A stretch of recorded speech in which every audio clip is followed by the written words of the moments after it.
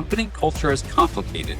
And that's one of the reasons that when companies run these employee engagement surveys, they don't always know what to do at the end of the process. Contrast that with customer satisfaction surveys. I don't hear the same thing. Employee exit surveys.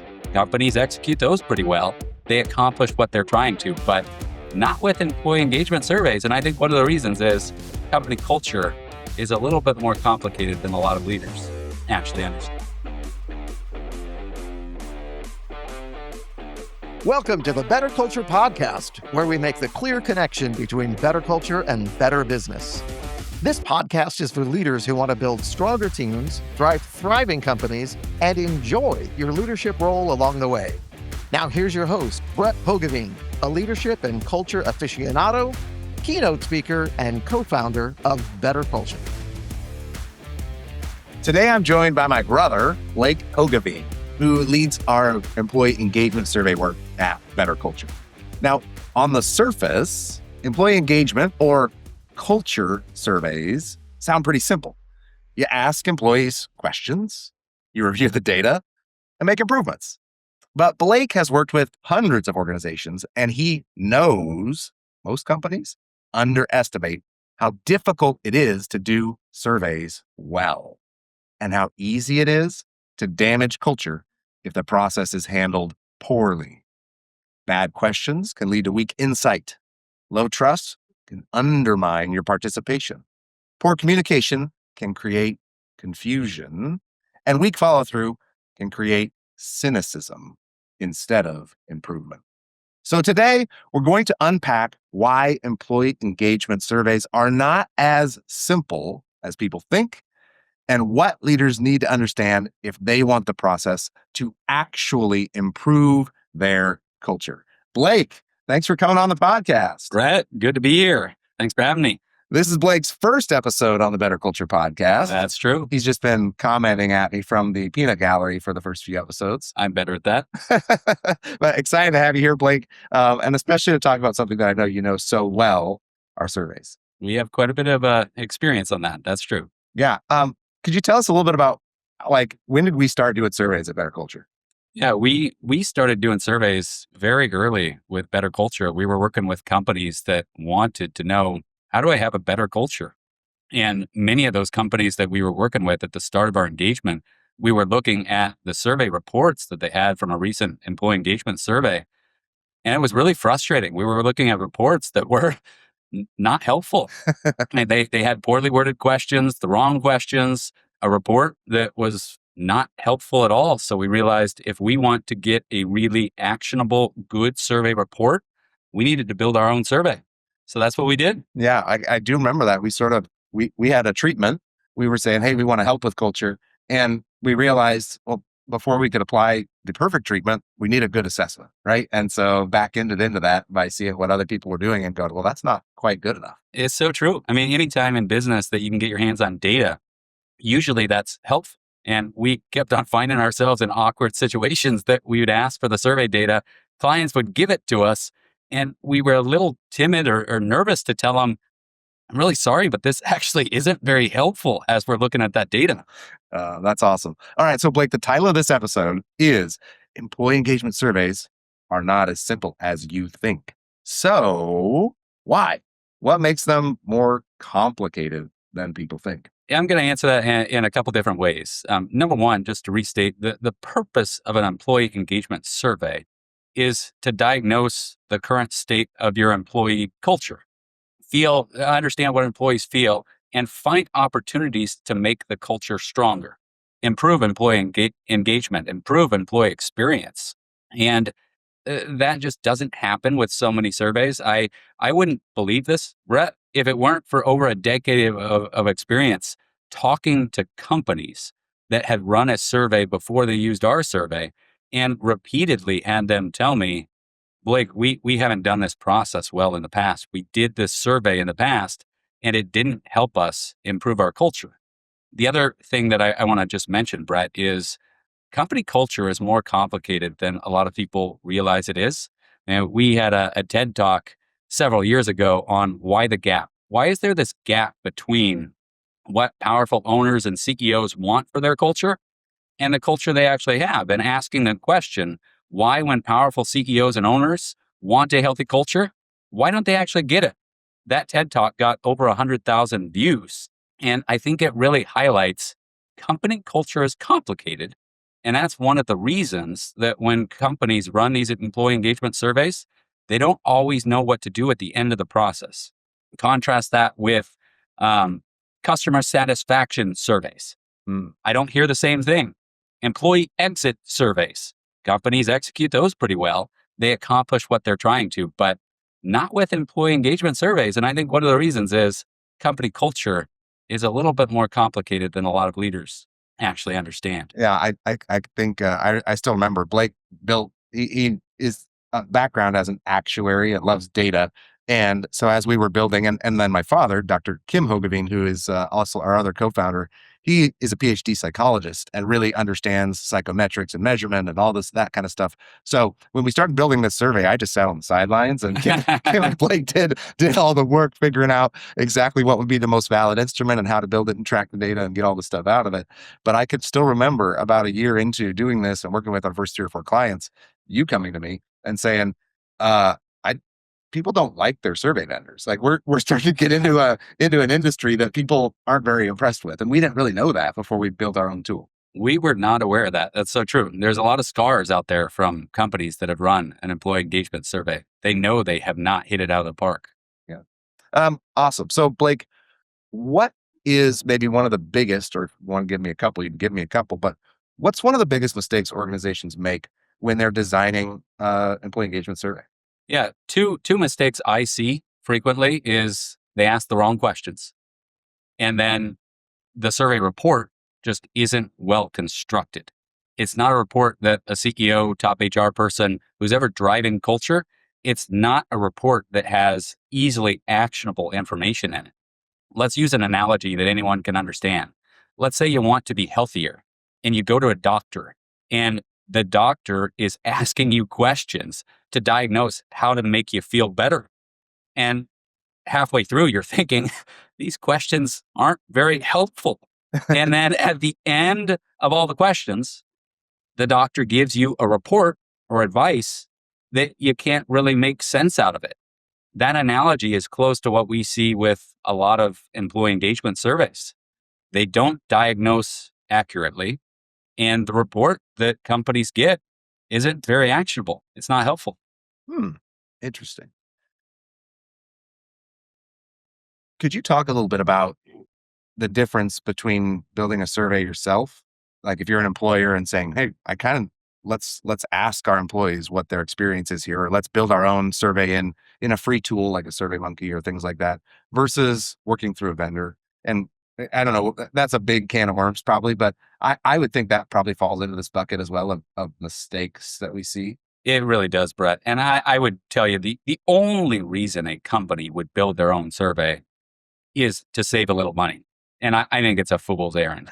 It is really tough to build a good survey. You're asking your employees to take the time to fill it out. You're asking somebody on your team to put all the time into designing, figuring out the report. You would be far better off using a vendor. You'll get better results. And the other big thing that I think companies don't understand when they build their own survey is you have no normative data. So you're looking at survey results from your employees, and you can't compare your averages to any other companies, which makes it really tough to know, are our scores average, weak, or strong? And that just sets you behind from the start. Okay, now this is fun having Blake in studio because I just learned something. I'd never thought about that piece before, right? If you build your own tool, you get data back. Maybe you ask good questions. Maybe employees were truthful and honest and felt it was anonymous enough to give their real answers, but you don't really know, is a 7 out of 10 good or not? And it's so important. Again, the purpose of doing a survey is to find growth opportunities. So if you have no normative information to know, are we average, weak, or strong, it's tough to really determine what should we lean into and work on going forward. All right. Now I'm excited for today's episode. We're talking about normative data. This is good stuff. Like, thanks. Woohoo! For being here. All right. So, okay. Talk a little bit about trust, and in particular, trust in the process from employees when it comes to employee surveys. Because that's something I know we we have heard, unfortunately, too many stories of organizations that have run a survey, and maybe you could explain what they do that sort of undermines employee trust in the process. And they thought they were trying to do a good thing, and they turned out kind of doing something that was harmful to the organization. And so, could you talk a little bit about survey processes, asking employees for their opinions, and sort of what are the right ways and the wrong ways to do that, where you're either building or harming trust? And trust is so valuable in business. And unfortunately, a lot of survey processes destroy trust. And it's a big downside to what companies are doing with their employee engagement surveys. Um, Stating the obvious, if employees don't trust leaders, they're not going to be comfortable to be honest. And if employees aren't going to be honest in the responses, the quality of the data isn't going to be helpful to leaders. I can think of a leader that was a phenomenal leader that I worked with, and he was walking around his company. He was CEO, and he was walking around his company before they launched our Better Culture survey. And he was telling his employees, this survey that we're going to do with Better Culture, it is not one of those best places to work surveys. This isn't a competition. I actually want to know, what do you really think? And I'm going to be pissed if this data comes back and it's through the roof. I know you guys are going to be lying because we have things to work on. So please be candid. Please be 100% honest. I actually want to know what you think. That leader is just an example of what you should be doing to build trust, encourage honesty. On the opposite side, I had a friend that was part of a large company, and she had 4 people on her team, and 2 of the people didn't complete the survey. So she completed the survey, her manager completed the survey, and the company delivered the results, and it showed transparently for her team the 2 responses that they got. So she sat down with her manager for a really awkward conversation, and she was thinking, oh, great, there's 2 responses. I responded, my manager responded. He knows exactly how I responded. She wasn't there a year later. And part of it was she destroyed a lot of trust with that manager, and she was frustrated with the company afterwards. So there's an example of what not to do. You must preserve confidentiality and anonymity. Otherwise, lots of bad things happen afterwards. Okay. I can definitely see the story. So what you described, there was results for their specific department or team, and they didn't have enough data points. It was just 2 people, right? Correct. So one person kind of knew what they said. And then if you look at the average, you could kind of see, well, what the other person said. Absolutely. Yep. Big company, 1,000 employees. There were just 4 on this team. Yeah. They broke out the results, and it turned out not so anonymous. Okay. So, I think this trust is really important, and I want to talk a little bit more about it, Blake. One of the things I've seen, or that you've mostly shared these stories with me, but when an organization creates their own survey, which I understand, like you said, maybe the only reason to do that is to save a little money. But I want to mention a big potential landmine that's sitting there, which is, if you do that and employees know it's a survey monkey or it's whatever, a lot of employees are essentially in the back of their minds, they may not be saying it outwardly, but they're saying, are my responses, just my responses, forget what you were describing, but my exact responses, are they confidential or not? Are they anonymous or not? Yeah. And that impairs the data that you get. And if it's not fully anonymous, sometimes we've heard stories from employers that actually could see what employees were saying, and they kind of acted on that and then damaged trust afterwards. It's so true. And I'm glad you brought that up, Brett, because technically there are 2 ways to set up a survey to allow it to be anonymous. One way is you can have a single link that will work as many times as you click it. The downside of doing that type of survey is a single employee could complete it 25 times and ruin the data. That is why you don't want to go that route, because you really don't know, is the data valid? Yeah. The other approach is every single email address receives a unique link, and that link can only be used once. That's why most employee engagement surveys, they have a disclaimer at the top saying, please do not forward this email to anyone else, because if you forward it, somebody else can take your survey. Mm-hmm. The reason I mention this is when we tell employees that this survey is actually anonymous, It's not. We can see exactly which employees filled out the survey exactly which way. We don't ever share that data with the company. We put our reputation on the line telling employees this is 100% anonymous. I give out my cell phone number to companies saying, if you have somebody in IT that is cynical, maybe they're skeptical, they know that actually this isn't anonymous. I've taken phone calls from people saying, no, let me tell you why it is anonymous. And I assure them your company will not be able to see your results. The point of that story is if you do the survey yourself, you can actually get your hands on that anonymous data, and it's not then anonymous. Right. All of a sudden, you got some VP knocking on your door saying, "Hey, I want to know who said this, you get yourself in an uncomfortable position unintentionally, right? Yes. Or the CEO or the executive team says, "Well, yeah, but we can see, right?" Or you don't want to open up those kinds of situations because it never turns out good. So true. Cool. Wonderful, Blake. I think there are so many ways we could go with this conversation. Could you talk a little bit about, maybe go deeper into what some of those mistakes are that we see after a survey closes? So a survey wraps up, they get results at the organization. What are some mistakes that happen after a survey is done? This is probably the most significant missed opportunity for companies is after the survey closes, you get your hands on the results. The number one pain point that I hear from employees and from executives is we just didn't do anything with the data. It's like it went into a black hole. Employees were excited. They were optimistic that maybe good things were coming. They would see positive changes, and they just never heard anything. The company didn't share any data. They didn't make any commentary. They didn't put a plan in place. Nothing happened. And what a way to erode trust. Yeah. What a way to lead to damage to the culture. And I think the number one reason for that, companies aren't trying to shoot themselves in the foot. They just get paralyzed. They see the data and they don't know what to do. Mm-hmm. And then they ultimately just end up doing nothing because they don't know what to do. So what is best practice then? So let's say it's a client of ours and we deliver a beautiful, robust culture survey that gives them, and I'm going to back up after this and talk about what a great survey should look like and what it should do. Let's do that. But put that on hold for a second. You give a team this beautiful report. It gives data across, we have 49 core questions that go into 14, that roll up into 14 domains. And they can see, different departments a little bit, maybe heat mapped. They can see, maybe some demographic related things. That just generally that gives a real sense for quite a bit of information about the health of the culture across all sorts of different areas. What do? What is best practice on? Okay, we just got the report. What do we do now? Yep. Best practice. We try to advise companies, make this really simple. As you're looking at the results, you're doing the analysis, you need to find 3 to 5 strengths that you see in the data.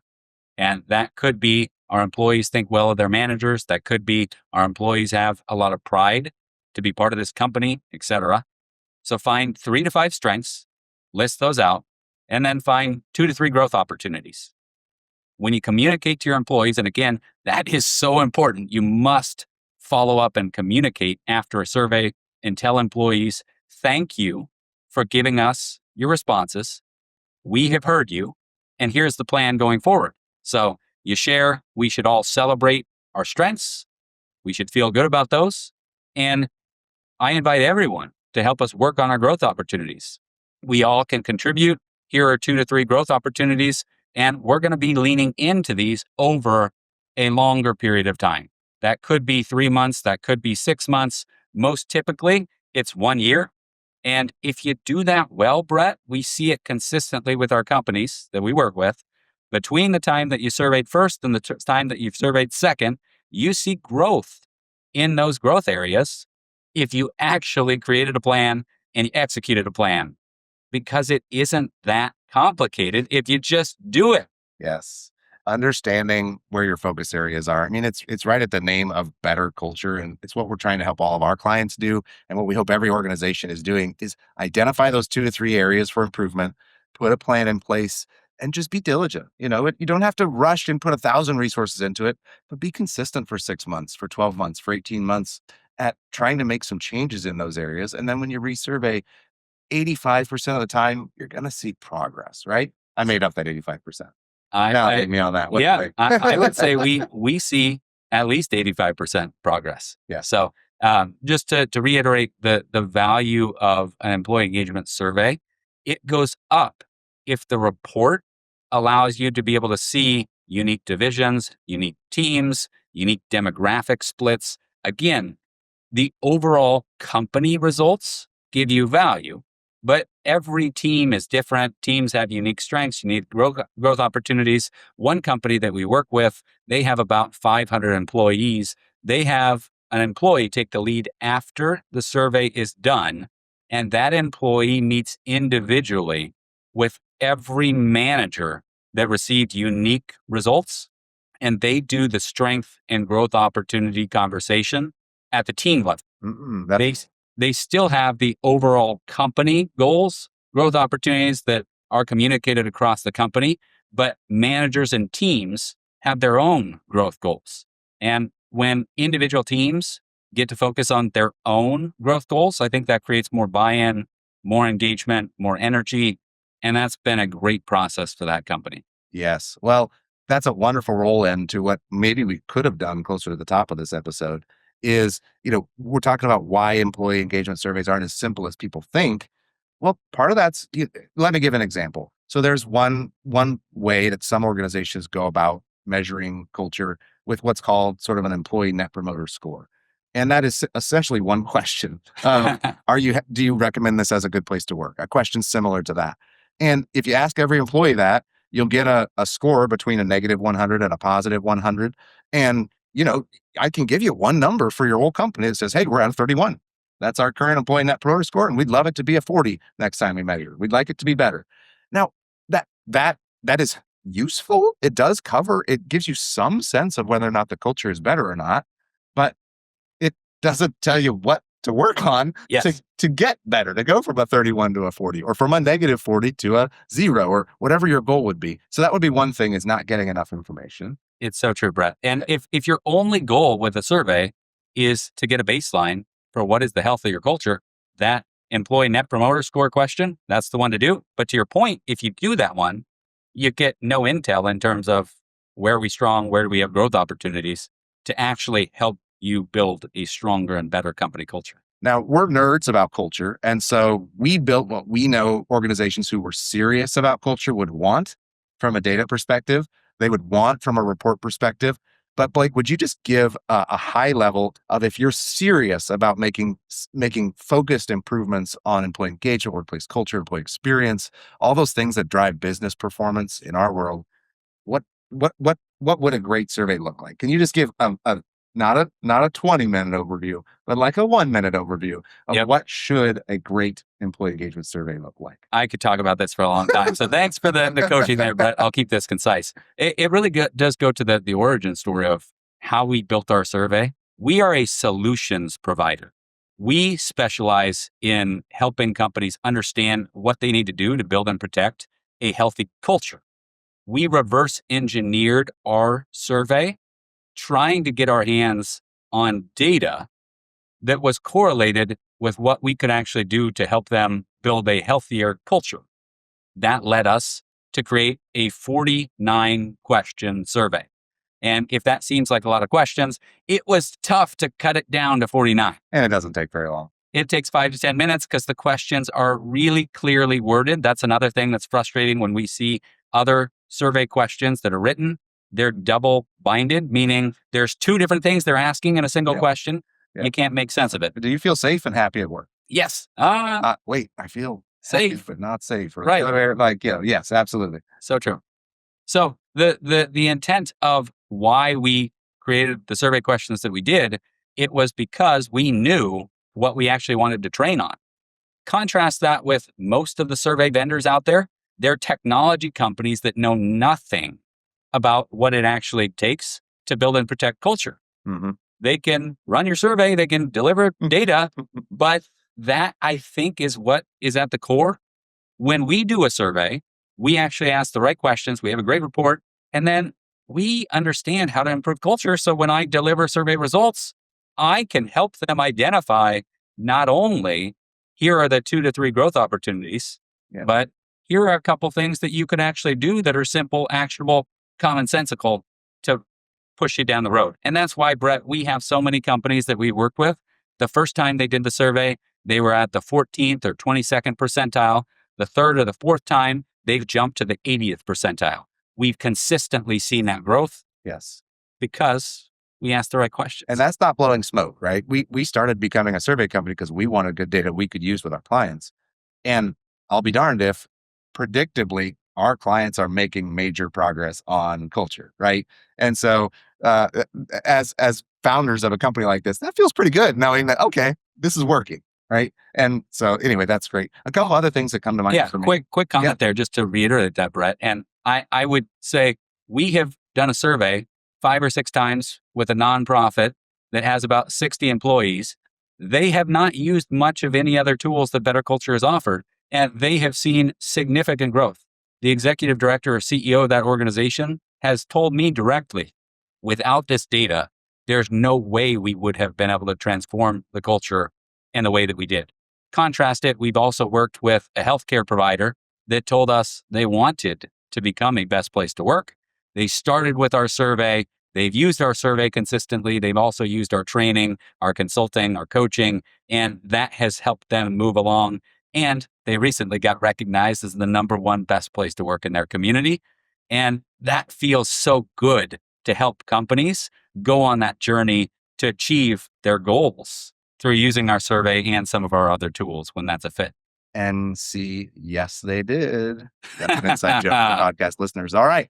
So a couple other things that come to mind for me on that question, Blake, of what a great survey should look like. I just want to mention robust, great questions. They should roll up into clear categories that you can get a sense of, I would say. And it should be not just one score for the whole company. It should be heat mapped across departments. You should get a sense for, maintenance is really healthy, but our fulfillment department has a lot to work on, right? And it should break that down a little bit, department by department, so that you can do that micro level culture improvement and not just, our whole company feels like we're a little low on employee appreciation or et cetera. Yes. One framework that I want to mention that I meant to mention earlier in this conversation that I think can be really helpful if you're thinking about doing an employee engagement survey is to think about 3 phases of the process. You have the pre-survey process phase. This is selecting the right survey vendor or building the survey on your own, communicating to your employees to build trust, making sure that they will actually fill out the survey because they feel safe and they think that the leaders actually want the responses. So that's pre-survey. Then you have the second phase, which is actually administer the survey. This is the simplest phase. There's technology that makes it really easy to communicate the survey, collect the data and responses. If you do the administration well, employees will say, that was a good experience. It shouldn't take them longer than 5 to 10 minutes to complete the survey, and it shouldn't be a frustrating process where they're confused about the questions. Finally, the third phase, most important phase, is the post-survey phase. And again, that's all about analyzing the results, putting a plan in place, and executing the plan. Love it. I'm throwing you a wild card. We didn't talk about this ahead of time, but any thoughts on narrative response, whether or not employers should want it or not want it, right? One thing is to say, no, we have a core questions. We're going to get data, 1 to 9 or whatever, Likert score type data. The other is, do you want that open response narrative section or do you not? Yep. How do companies make that decision? This is a consulting conversation that we have with every company, and there are pros and cons. I'm Switzerland. We don't have a narrative question as a standard question in our survey, but it is the most likely question to be added by a company. I would tell you 80 to 90% of companies think they want that question. And then when I give them the reason that you might actually not want that question, which is this is my strongest encouragement that think about it clearly. When you allow employees to fill out narrative responses, number one, that can lead to a lot of data coming in, can lead to more time to go through it. And the biggest risk is employees tell you something that they want changed, and they expect you to change it because they told you about it. And then if you don't change it, they're frustrated. So we believe there's actually some value to not allowing that. And the other thing is, we talked about anonymity. Sometimes you get 200 employees to complete your survey. We gave you data where 200 employees are really accounted for it. And one person wrote a response. It stings. You're giving it disproportionate weight, Yes. and you can't get it out of your mind because that's how human beings work. Right. So one way to avoid that is Yeah. you don't collect the narrative data. Humans are humans, and it really is hard for people when someone writes down something that just personally stings a little bit. It's hard to say, oh, that's just 1 out of 200, right? It's that maybe that person was having a bad day. Maybe, it's really hard for people not to go, well, that must be a major issue, or someone needs to get, we need to fix that. So it is something, it can be valuable. Yes. Don't discourage it all the time, but we just advise people, like you said, we're neutral about it. But buyer beware, we've seen that cause heartache more often than probably add value. And I would say it truly is digging for that needle in a haystack. The vast majority of comments that you get aren't helpful.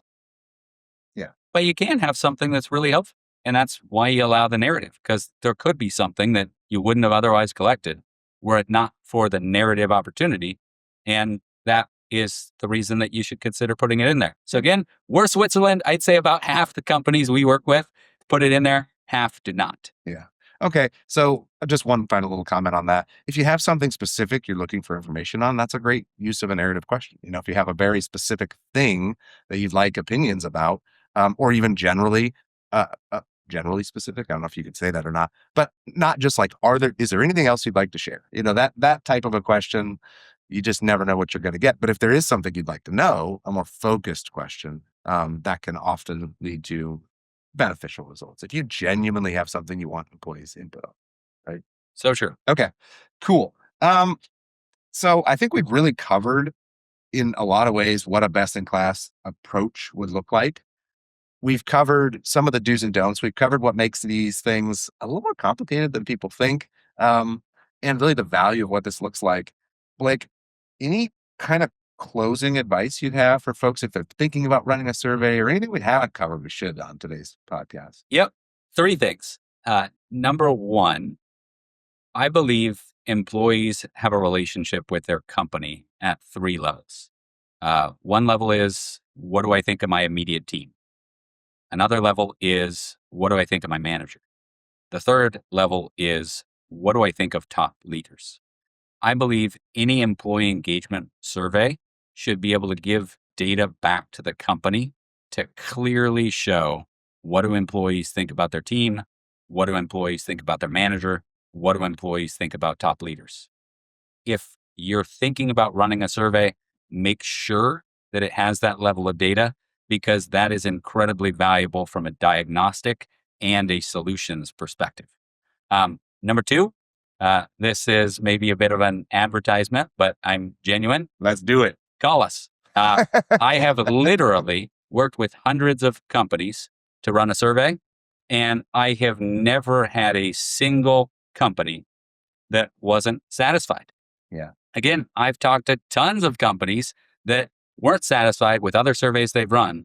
I have never had a client that isn't satisfied with what we've offered. I think part of that is I'm an owner of a company.